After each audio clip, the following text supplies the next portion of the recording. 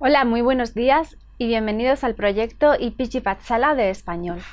Yo me llamo María Teresa Miramón y soy profesora visitante de la Universidad Jawaharlal Nehru en New Delhi.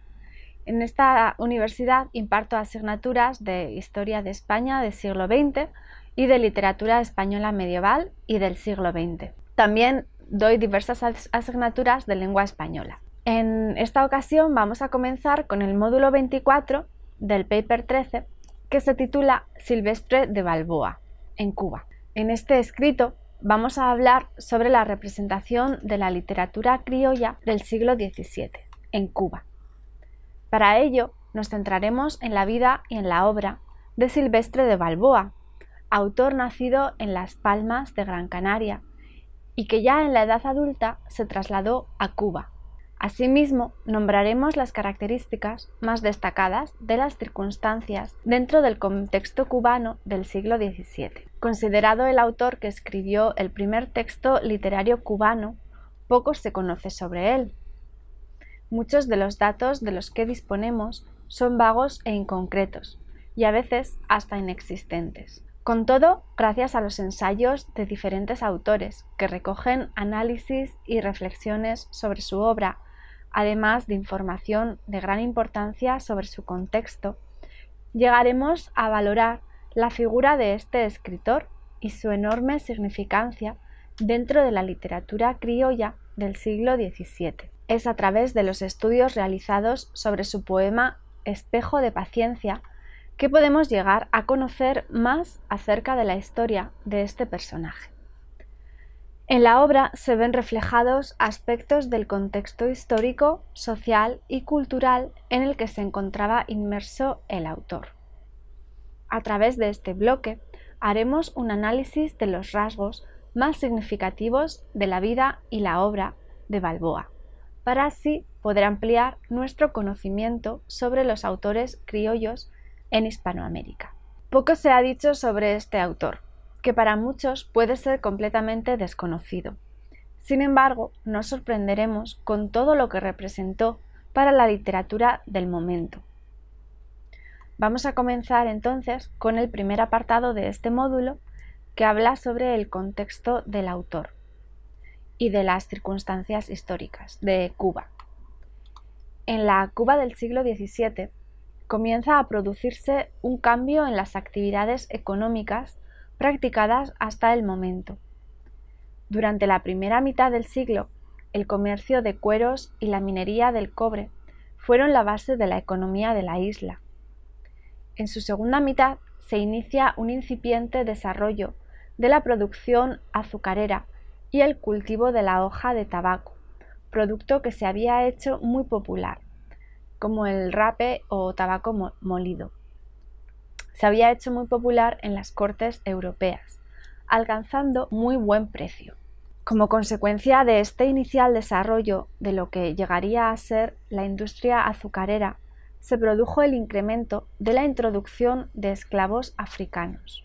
La industria azucarera cubana estuvo desde sus inicios ligada a la esclavitud de los nativos de África, que no solo representaban la mano de obra, sino que tuvieron un papel muy importante para la futura formación del mestizaje dentro del pueblo cubano. Los grandes peligros que vivió Cuba en el siglo XVI y principios del XVII no procedían de los conflictos ni desigualdades sociales que existían con los indios ni entre los propios conquistadores, sino de los ataques de los corsarios y piratas franceses y británicos que asediaban y se apoderaban de las poblaciones costeras para saquearlas o pedir rescate. Santiago de Cuba y La Habana sufrieron esa suerte. Sin embargo, esos conflictos favorecieron el fortalecimiento de las defensas de la isla. La corona envió carpinteros, albañiles, herreros, ingenieros militares y carpinteros de ribera para construir fortines y navíos de guerra. Todo ello aceleró el proceso de urbanización del territorio. Con esos técnicos y obreros especializados llegaban las guarniciones militares y los funcionarios de alto rango acostumbrados a vivir con ciertos lujos. Este enriquecimiento de la sociedad dio lugar a otra fuente de riqueza mucho menos evidente, el contrabando. Los habitantes de los pueblos costeros trataban de satisfacer sus necesidades a través de establecer relaciones comerciales clandestinas con otras islas vecinas. Prácticamente el 50% de la población la conformaban los negros y los mulatos. A este hecho debemos sumarle su repartición heterogénea dentro del territorio. El 60,3% de los habitantes de la isla se encontraban en La Habana y su cinturón agrícola, seguidos por Bayamo, Puerto Príncipe y Santiago de Cuba. Es dentro de ese entorno donde comienzan a profundizarse los rasgos de un nuevo tipo social, el criollo, surgido durante la segunda mitad del siglo XVI. El criollo expresa la unidad de un grupo social dentro de la variedad española, con intereses y destino común.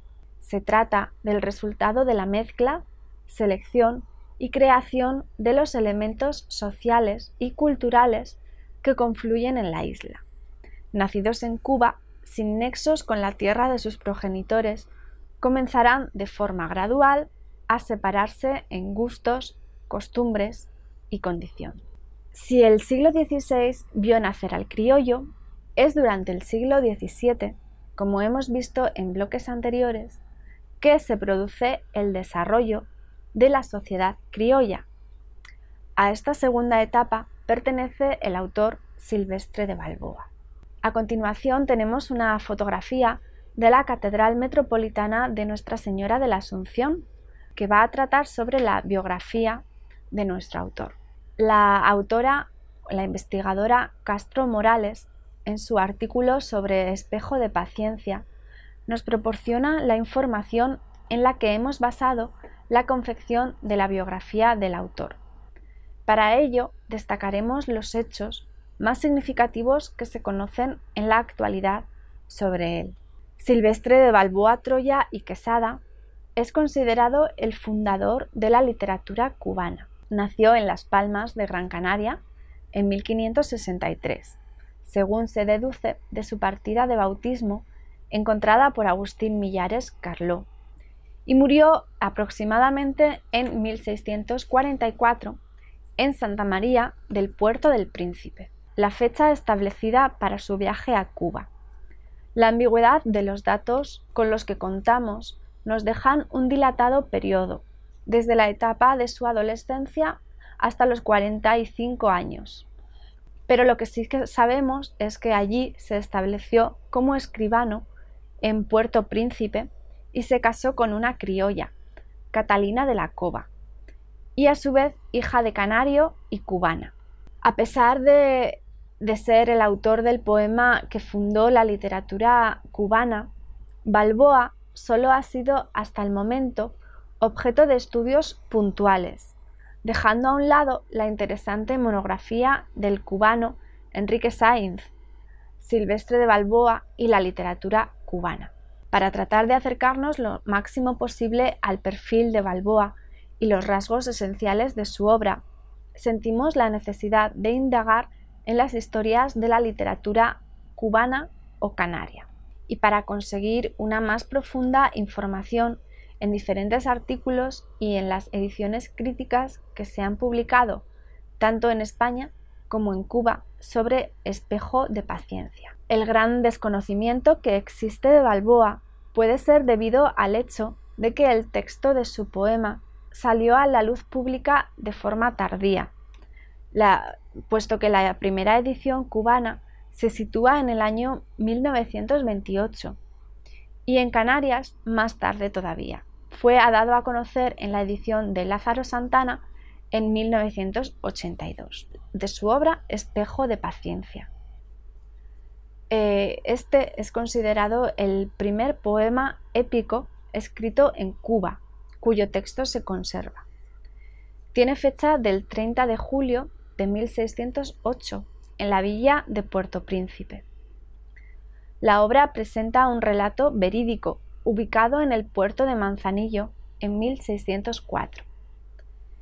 El obispo de la isla de Cuba don Juan de las Cabezas Altamirano, realizaba una visita a las haciendas en Yara, cuando fue secuestrado por el corsario francés Gilberto Girón, con la intención de hacer pagar a la villa un enorme rescate. Se entabló una feroz lucha en la que los corsarios fueron vencidos y su jefe perdió la vida a manos del esclavo Salvador Golomón. El escrito se mantuvo oculto en la villa, incluso sobreviviendo al incendio que destruyó la ciudad en 1816. Luego fue descubierto por José Antonio Echeverría en de los archivos de la Sociedad Patriótica de La Habana. 2 años más tarde fue publicado en la revista El Plantel por Ramón de Palma y Echevarría. A continuación podemos ver un retrato de Diego Velázquez de Cuéllar, conquistador de Cuba.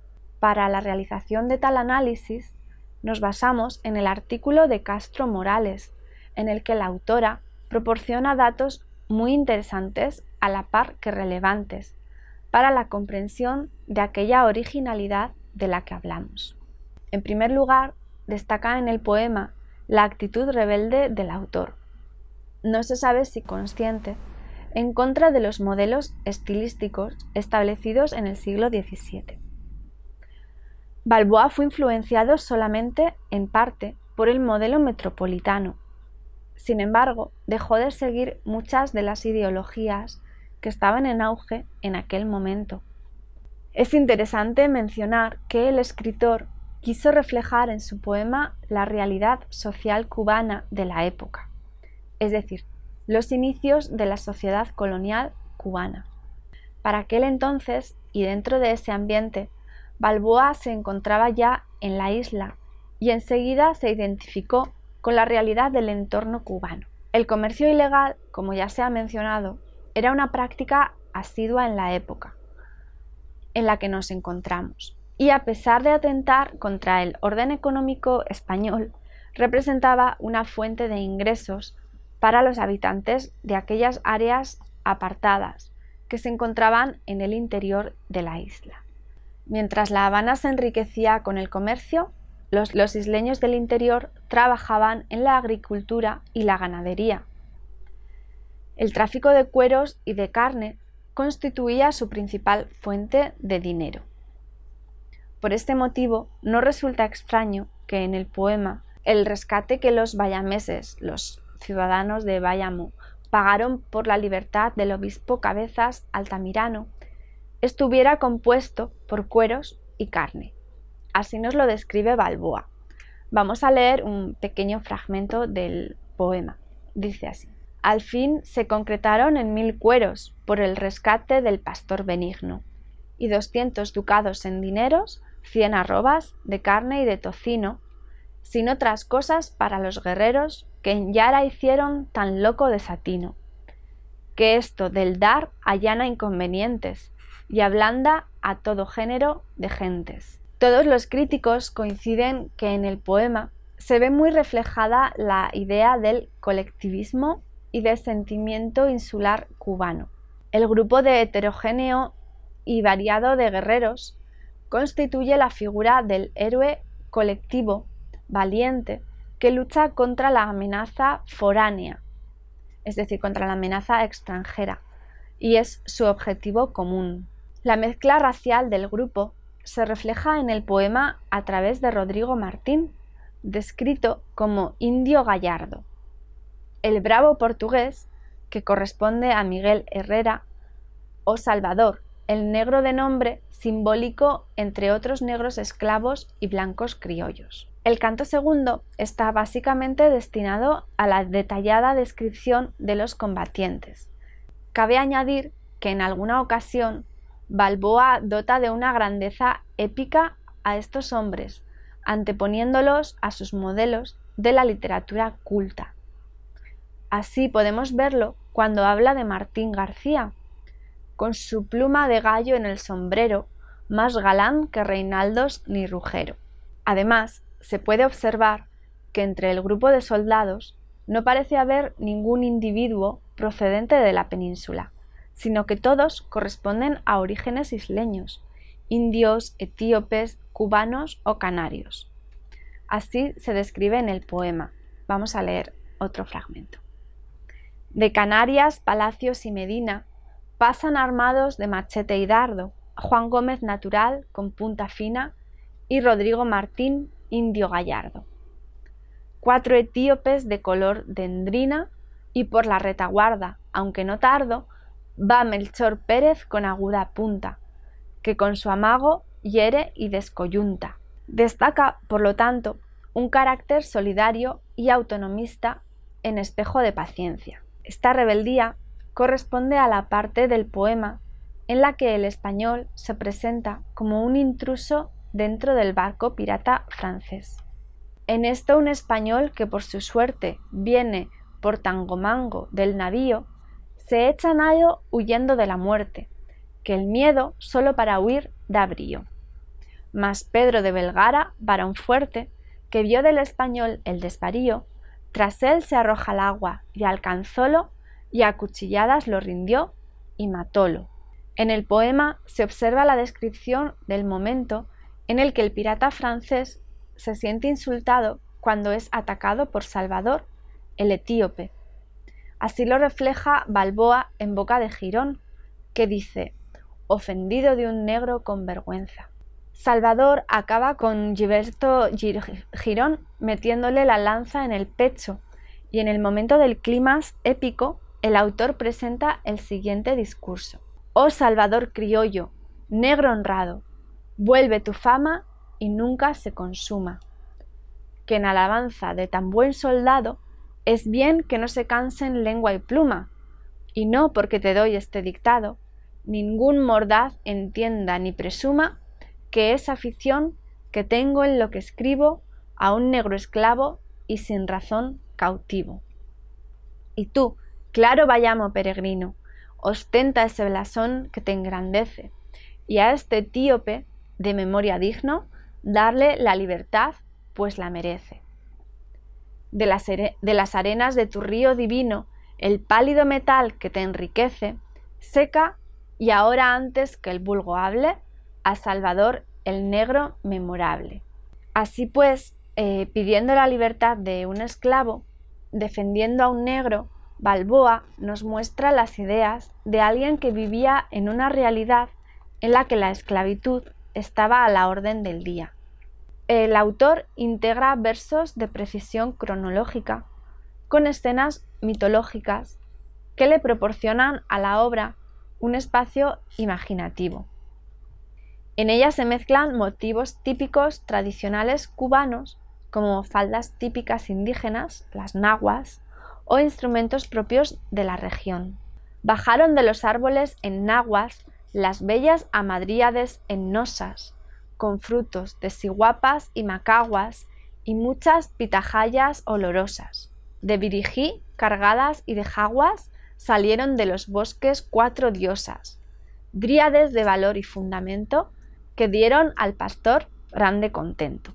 Bueno, y ahora, para concluir, podemos decir que Silvestre de Balboa, fundador de la literatura cubana, se caracterizó por la mixtificación y la superposición de elementos dispares en su obra, haciendo homenaje a la fantasía barroca. Este autor supone un antes y un después para la literatura cubana y nos ayuda a comprender el entorno del siglo XVII en la isla caribeña. Su originalidad radica también, como hemos visto, en sus ideas rebeldes, teniendo en cuenta la época en la que nos encontramos. Podemos concluir este escrito afirmando que es muy probable que esa inclinación hacia lo yuxtapuesto y lo superpuesto, tal y como apunta Castro Morales en su artículo, radique la rebeldía y el escape frente a lo impuesto. Tal libertad soterrada esconde, no cabe duda, valores revolucionarios, y en el poema de Balboa garantiza su permanente modernidad. Bueno, y esto es todo sobre el artículo de este autor. Esperemos que les haya gustado. Muchas gracias por escucharnos.